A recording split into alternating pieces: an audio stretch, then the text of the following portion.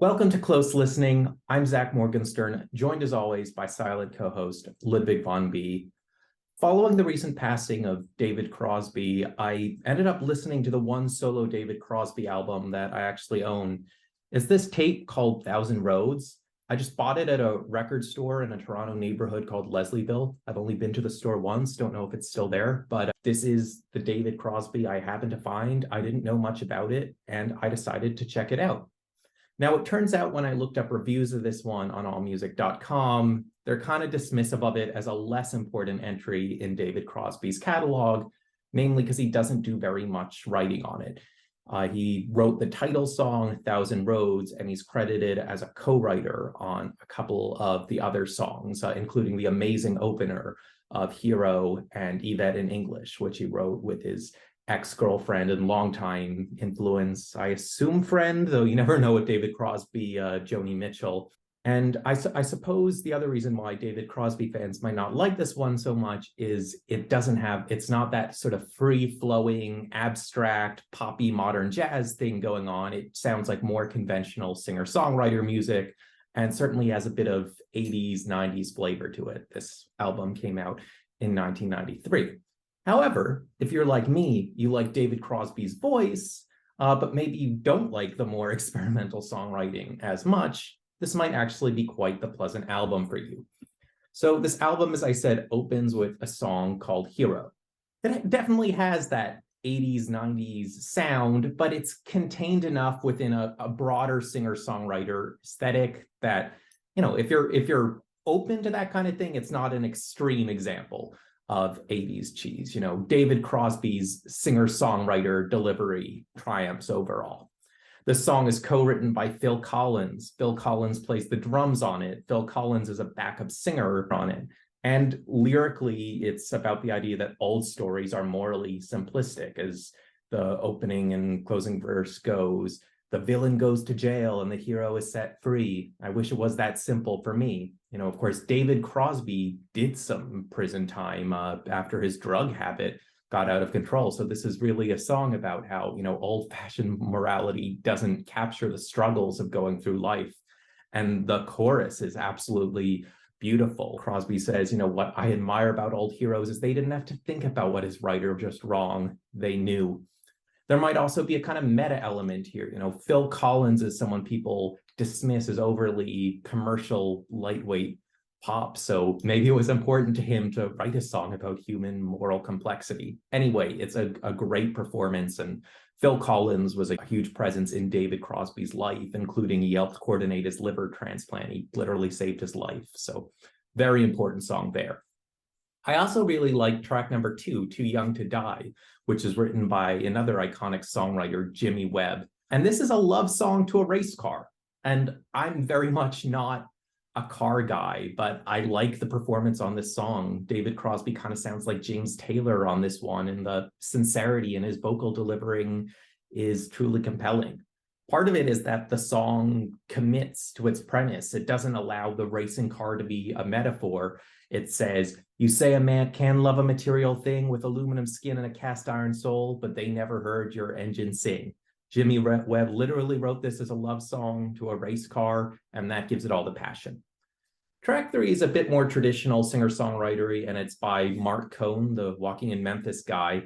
It's called Old Soldier. It's just a song about starting to feel old. And I've been thinking about this by doing my Bob Dylan reviews. You know, people live into their 80s and 90s, hopefully beyond, and yet it seems like once they hit their late 40s and 50s, they start to write songs about getting old. And it's funny. I don't know if the music business does that, or it's just we spend most of our lives feeling old, but that's the dynamic I get going here.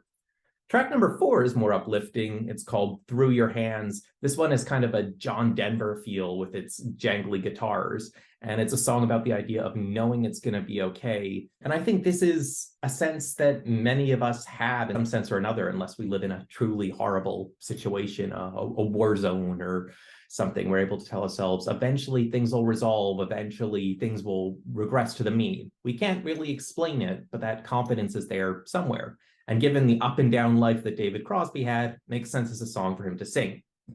Track number 5 is called Yvette in English. I often describe certain songs as having a French cafe feel. I guess you have that nylon strings playing a kind of jazzy or even pseudo classical thing going on. And that was very much the intent in this one. This is about meeting a woman in France, and each line ends with a reference to going into instant bliss. I don't know if Crosby's connection to this one was maybe, travel can be an alternative to going on drug trips. And this is the one he co-wrote with Joni Mitchell, and you very much hear her style on this. And I think she also recorded her own version of this song. Side 2 of the tape opens with Crosby's own composition and the title track, Thousand Roads.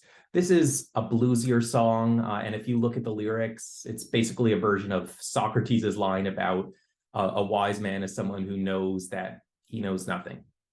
Track number 7 is called Columbus. This is a song that's rich with imagery about going on sea voyages, loving maps and charts. The lines are sung tenderly and beautifully by Crosby, but if you do look at the lyrics, it is a metaphor. This is not like the car song. This one is not literal.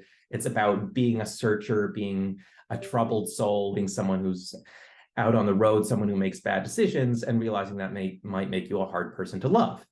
Track number 8, Helpless Heart, which is more of a conventional 80s, 90s pop song, actually ends up being a sequel to Columbus. It's basically saying, thank you for loving me, despite being this restless, impenetrable, troubled soul. Track number 9 is called Coverage. This uses a lot of staccato in its bass and its synth playing to create that technology feel, and it's basically about a public figure going back and forth between, wanting that fame, wanting that attention on the news, and then getting mad at the coverage when it actually happens. Track 10 is called Natalie. This is written by Stephen Bishop, someone I think I've, heard on adult contemporary radio at some point. For some, this song will sound too saccharine, but I actually think it's a good piece of songwriting, because when you first hear it, you think it's one kind of sentimental. It's like, I met this person when we were still in school and we fell in love for all our days, and it was cute and it was corny and it was beautiful. But then the song ends up going in another direction. Spoiler alert, Natalie dies young and recklessly, I assume of a drug overdose. So certainly something that David Crosby would want to reflect on. So overall, some very expressive songs on here that I think get broadly to different parts of David Crosby's soul. And I don't think this album should be dismissed just because it doesn't showcase very much of David Crosby's writing. I think what's fascinating about David Crosby's life is, he was a prickly person. He, managed to alienate so many people, especially in his 2 bands, the Byrds and Crosby, Stills, Nash and Young.